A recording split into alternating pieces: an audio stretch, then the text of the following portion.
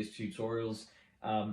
This one here, going really well. It's had something like 143,000 views. I've started thinking I should do more of these. So if you'd like to check out my Patreon, okay, you can support this channel and support the efforts I go to, and in return you get PDFs, bonus content, stuff like that. There's already a heap of content for rockabilly and psychobilly and some genres like that, and I'm going to start building up some of the swing guitar tutorial stuff as well, okay? Of course, you can learn the whole thing just by watching this video, so it's absolutely not a necessity, but if you'd like to contribute, it gives you that option. Now, getting on with the lesson, so I start this song with a C6-9 chord. Oh, and before I get too far into it, I really have to thank Al, who recently joined. Al I've been talking to for a long time, good friend of mine, and was rapt to see him join the Patreon. So thank you, Al, really appreciate it. And David Pearson as well. Thanks, guys. Absolute legends. Here we go. So C6-9 chord. On a lot of charts, this will be written as a C major 7. I prefer to use a C6-9. I've mentioned this in other tutorials. What I do, I put my first finger on the 2nd fret of the 4th string, 2nd fret of the 3rd string, so I'm barring. And then I put my 3rd finger on the 3rd fret of the 2nd string and 3rd fret of the 1st string. Okay, now the obvious thing to do would be to play the 3rd fret on the 5th string here. Okay, just like that. But I like to do, this is very much an Eddie Lang thing. Django Reinhardt used to do it. I'm going to play the 3rd fret on the 6th string and skip over the 5th. I'm going to actually block it slightly by leaning on it. So we can do it like that, or you might even use your pinky on the 1st string there in order to just make the rest of the chord a little easier for the rest of your hand. So I'm blocking that 5th string and you get this nice thrum. Okay, great way to do it. So I decided to use this guitar today because it was in that Fly Me to the Moon clip for a little bit of consistency, and I'm even wearing the same t-shirt. I don't know if that's cool or daggy, probably a bit of both, but I'm a dad now, so it's totally fine if it's daggy. Okay, so the C6-9, we're going to strum it twice, then we go to the A minor 7. Okay, I'm also going to include the chart in the transcriptions on the post on my Patreon for this too. So yeah, $2 a month, guys, you can get access to that. And of course, if you want to give me a little more, it'd be appreciated, but I'm happy if you're happy. So you might even be happy just following along the video. So first chord is the C6-9, 2 strums of that, then we go to the A minor 7 and we strum that twice. Okay, what's an A minor 7? 5th fret on the 6th string, 5th fret on the 4th string, 5th fret on the 3rd string, again blocking that 5th string. So we got, now we do a D minor 7, which there's 2 ways you can do it. I'm going to show you option, well, I guess this is the way I'd play it at this point. Okay, I'm going to put my 3rd finger on the 6th string on the 5th fret. I'm going to leave my pinky where it was, and I'm going to put my 1st finger on the 3rd fret of the 4th string. Okay, so we're going 1, 2, 3, 4, 1, 2. Okay, and that's a really nice sounding D minor 7. We're not even using a D in that, but it doesn't matter, guys. It works, okay? Trust me. Okay, and it's warm. It sounds warm. Okay, and then G7. Okay, what I do is I slide the pinky back, and then I can just play the G7 like this, drop the 3rd in on the 4th string and 2nd over the top on the 6th string. Okay, so we got, and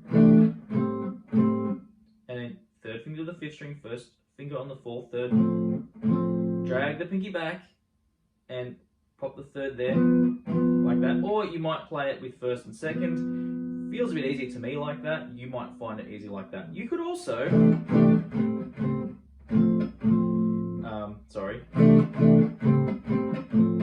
just go to a regular, this is the regular way you'd probably play what we call a shell voicing of a G7. If you want to know more about shell voicing, type that into Google. Okay, and that's just a G7 chord. So our first 2 bars, I'll do that again. Okay, yeah, switch that. That's a little easier. I sometimes complicate things. I don't think about it, but I want you to have it as easy as possible. So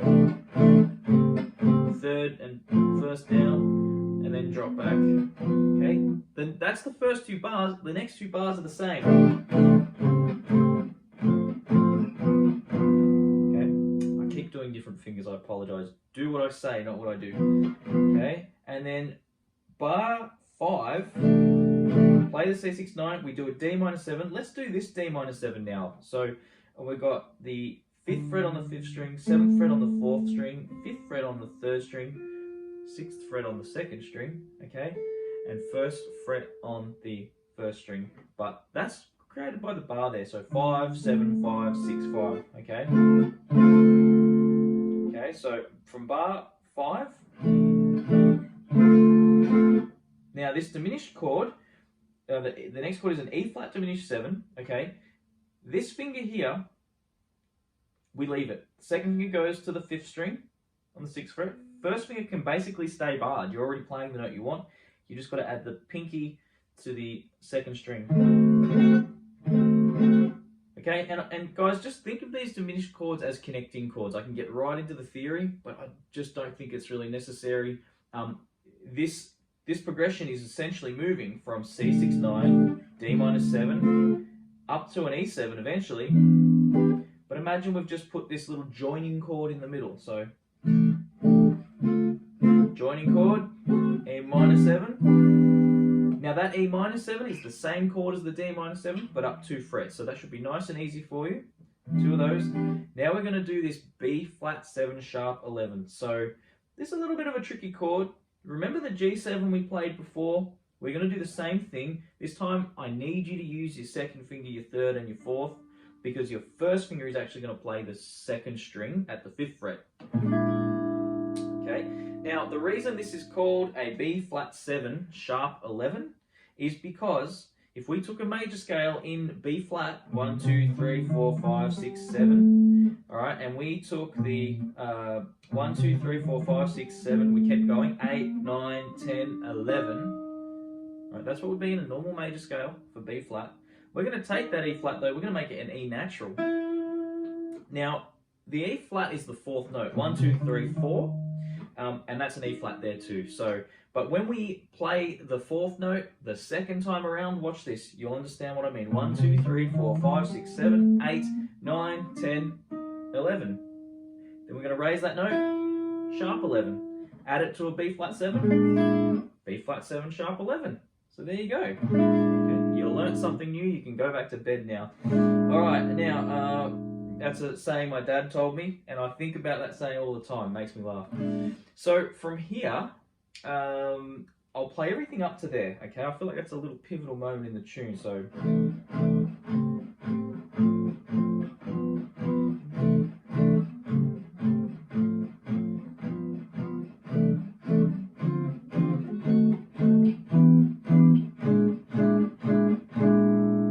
Okay, I hope I played every chord right there. I kind of zoned out.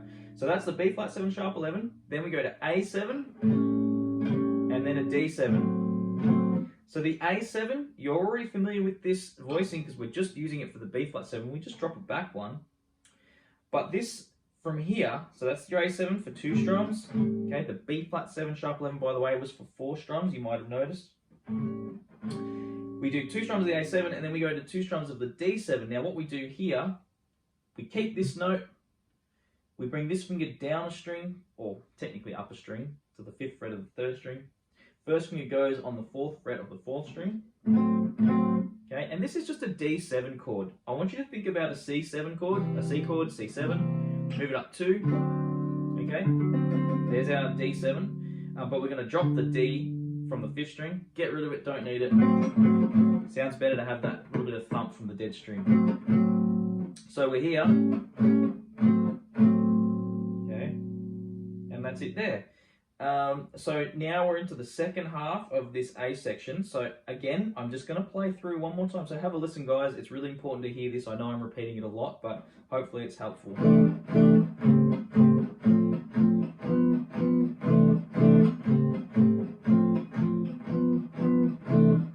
That's the D-7 I want you to use. B flat, 7 sharp 11, 4 strums, A7, D7. So now we've got G7. I've already shown you this voicing. So G7 is the same voicing we used for A7, same as the G7 we used before. So G7, D-7. Okay. Then we go up to the E-7. Then we use the for the F7 chord on the chart that you can get on my Patreon, okay? Or it's on iReal, which is a program you can get for free. I made a few modifications to it, but guys, check out iReal, I-R-E-A-L. You can get this chart, and you don't need to be a member of my Patreon. Not that I'm, you know, I tend to steer you guys away from it, but I want you guys to be able to do this stuff, whether you're a part of that or not. That's the main reason I put these videos out. I don't know, I want to. Okay, so we've got that F7, and it's the same kind of 7 chord we used for D7. So this would actually be the F7, like the C7, D, E, F7. We're dropping the F, putting the third finger there, and then B flat 7 sharp 11. Again, same one as before. 4 strums, drop back to A7. Okay, and then we've got D minor 7. Now, I want you guys to check out this version of a G7. Okay, hey, try using this one. So the chord notes of a G dominant 7 or G7 are G, B, D, and F. Okay, if we used a major scale 1, 2, 3, 4, 5, 6. There's your natural 7, we use the flat 7. Okay, so when you make these chords, you can actually use any of that combination of the 1, the 3, the 5, and the 7, okay, or in this case, the flat 7. So I like using the third and the root note here, and there's the 5 there. And if we want the flat 7, it can be here as well. So this is another way you can do a G7, guys, and you don't need this note, okay, but of course it can sound a little nice, sweeter, but then sometimes you don't want sweet, you kind of want that warm bottom endy sort of sound. It's really up to you, but coming off that D minor 7, it looks like this. 4 of those, third finger on the 7 of the 6th string, first finger on the 5 of the 4th string, pinky on the 7 of the 3rd string, and second finger on the 6 of the 2nd string if you want that note. You don't need it. So 1, 2, 3, 4, this is without it. Sounds great, up to you, okay? And then we have the turnaround that takes us back to the start, and these are all 2 strums, E minor 7, A7, D minor 7. You could use that same G7, okay? Or you could use the lower one, just for a bit of variety. Guys, that's the A section. We play through that all again, and we don't do that turnaround. I'm going to demonstrate. So now we go, heaven, I'm in heaven.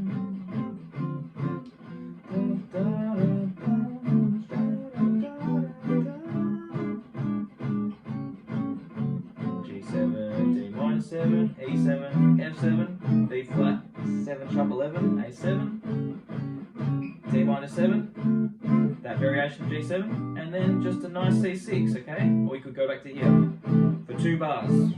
Switch it. Okay, so the B section, we've got D minor 7. Okay, you can start mucking around. If you want to use this D7, you can. You could use that G7, and then C. So I want to show you this chord, this C6. I think I played it before, but didn't explain what I played there as a C6. It's actually the 8th fret on the 6th string, 7th on the 4th string, 9th fret on the 3rd string. Okay, and we block the 5th string. Okay. So that's yeah, another option for the C6-9. A little bit of a simpler chord, I guess. So we're going D minor 7, 2 strums, G7, 2 strums, C6 here, then A7. Repeat the same chords. You might mix them up though. Play your G7 here, play your C6-9 if you want, and then your A7. Up to you. It just keeps repeating. 7, G7, and C6-9 or C6, whatever you like. So it actually repeats this. D minor 7, G7, C6, A7. It does that 1, 2, 3. Does it 3 full times. Okay, and then on the very last one, you don't go to A7. Okay, so imagine you're doing it 4 times. But on the 4th time, you simply don't go back to the A7. You sit on the C6, whichever you choose, this one or that one. All right, and then we get to the C section. Okay, so guys, I'll play through the whole thing one more time at the end. Or I guess you could go back to the start and look as well. So from the C section, C minor 7, that is 8, 8, and 8 from the 6th string. And all those chords previously, I'd already explained before, so if you're wondering why I wasn't showing you every single one of those chords, because you've already seen them. All right, C minor 7, 8, 8, 8. So we're 1, 2, 3, 4, 1, 2, 3, 4. E flat minor 7, same way we played the D minor 7 and the E minor 7 before, but now we're smack bang in the middle, E flat minor 7. So one bar of this, then one bar of A flat 7, okay, same way we play the A7, but back one, okay. Then this D half diminished chord, I haven't shown you this yet, 5th fret on the 5th string, bar, so you get the 5th fret on the 3rd string, 6th fret on the 4th string with your 2nd finger, and 6th fret on the 2nd string with your 3rd finger. Okay, so we're going 1, 2, 3, 4. Then we're doing a G7 from here, same as before. Then a G sharp diminished 7. Now watch this. We simply put our 2nd finger on the 6th string and put our 1st string on the 4th string. Just kind of swap them over, but get that 2nd finger a fret higher. Okay. And then we're finishing with A minor 7 for 4 strums, D minor 7 for 2, G7 for 2. So let me play that C section through. 1, 2, 3, 4, 1, 2, 3, 4, E flat minor 7, A flat 7, D half diminished 7, G7, 2 strums, G half diminished, 2 strums, A minor 7. Back to the start after the D minor 7 and the G7, just 2 strums of each of those. And now we're back to the A section. Heaven, I'm in heaven, and my heart beats so I can never sleep. Oh, excuse my singing. A7, D7, G7, D minor 7, E minor 7, F7, B flat 7, sharp 11, A7. Back to G7, and then 2, 3, 4, 1, 2, 3, 4. Start again if you like, okay? So I just wanted to demonstrate that on that last C, you've got 2 bars of that to resolve the song in if you wish, or you can return back to the start. Or you could simply stop on that C if that was the end of the song, okay? So guys, that's the entire playthrough. I've shown you every chord. I guess I did mention that I would play through it again, but I just go back to the start and have a look. It's probably a better use of your time. Guys, thank you very, very much. Please check out the Patreon and stay tuned for more of these videos. Let me know if you want to see more of them. Comment, like, share the video, help me out there, and yeah, I'll give back. So thanks for watching, guys. Enjoy the rest of your day.